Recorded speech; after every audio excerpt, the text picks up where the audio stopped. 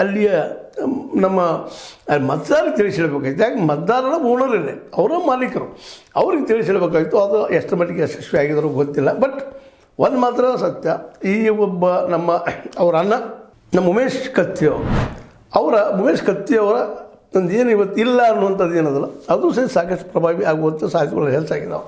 ಯಾಕಂದ್ರೆ ಉಮೇಶ್ ಕತ್ತಿಯವರು ಇಡೀ ಹುಕ್ಕೇರಿ ತಾಲೂಕು ತುಂಬ ಪ್ರತಿ ಮನೆಗೂ ಗೊತ್ತಿದ್ದಂಥವರು. ಅವರ ಒಂದು ಸಿಂಪತಿ ಗಾಳಿ ರಮೇಶ್ ಕತ್ತಿಯವರಿಗೆ ಲಾಭ ಆಗುವ ಸಾಧ್ಯತೆಗಳು ಎಲ್ಲ ಇದ್ದಾವೆ. ಯಾಕಂದ್ರೆ ಅವರು ಬೇರೆ ಬೇರೆ ಪಕ್ಷದಲ್ಲಿ ಇದ್ಕೊಂಡು ಗೆದ್ದು ಬಂದಂಥವ್ರು ಇದ್ದಾರೆ. ಅಷ್ಟರ ಮಟ್ಟಿಗೆ ಅಲ್ಲಿ ಹಿಡಿತವನ್ನು ಹುಕ್ಕೇರಿ ತಾಲೂಕಿನಲ್ಲೇ ಹೊಂದಿದವರಾಗಿದ್ದರು ರಮೇಶ್ ಕತ್ತಿಯವರು.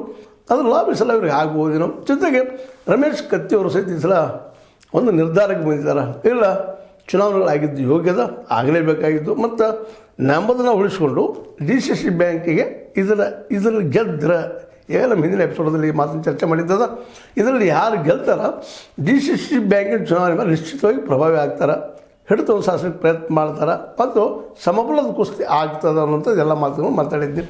ಜೊತೆಗೆ ಇನ್ನೂ ಕೆಲವೊಂದು ಕ್ಷೇತ್ರಗಳಲ್ಲಿ ಕ್ಲಿಯರ್ ಪಿಕ್ಚರ್ ಬಂದಿಲ್ಲ, ಅವರು ಎತ್ತ ಏನು ಅಂತೇಳಿ. ಉದಾಹರಣೆಗೆ ಹತ್ತನೇದಿರ್ಬೋದು, ಅದಕ್ಕೆ ಕಾಗವಾಡದಿರ್ಬೋದು, ಅದೇ ಕಾಲಕ್ಕೆ ರಾಮದುರ್ಗ ಈಗಾಗಲೇ ಏನಾಗಿದೆ ನಿಮ್ಗೆ ಗೊತ್ತದ, ಅದೇ ಕಾಲಕ್ಕೆ ಬೈಲಹೊಂಗಲ ಆಗಿರ್ಬೋದು, ಇವೆಲ್ಲ ಕಡೆಗಳೇನು ಏನೇನು ಚೇಂಜ್ ಆಗ್ಬೋದಾ, ಎಲ್ಲಿ ಆಗ್ಬೋದಾ ಅನ್ನುವಂಥ ಮಾತುಗಳು ಅಲ್ಲಿದ್ದಾವೆ. ಹೀಗಾಗಿ ಇವತ್ತು ಬಾಲಚಂದ್ರ ಜಾರಕಿಹೊಳಿ ಅವರು ಒಬ್ಬ ಒಳ್ಳೆಯ ವಾಗ್ಮಿಯಾಗಿ, ವಿಚಾರವಾದಿಯಾಗಿ ಜನರ ಸಮೀಪ ಹೋಗುವಂಥ ಪ್ರಯತ್ನಗಳು ಮಾಡ್ತಾಯಿದ್ದಾರೆ. ಅವರು ಎಷ್ಟು ಮಟ್ಟಿಗೆ ಯಶಸ್ವಿ ಆಗ್ತಾರೆ ಕಾದು ನೋಡಬೇಕಾಗಿದೆ. ಯಾಕಂದ್ರೆ ಈಗಾಗಲೇ ಹಿರಾ ಶೋಗರ್ ಬಗ್ಗೆ ನಮ್ಮ ಸತೀಶ್ ಅವರು ಮಾತಾಡಿದ್ದು 600 ಕೋಟಿ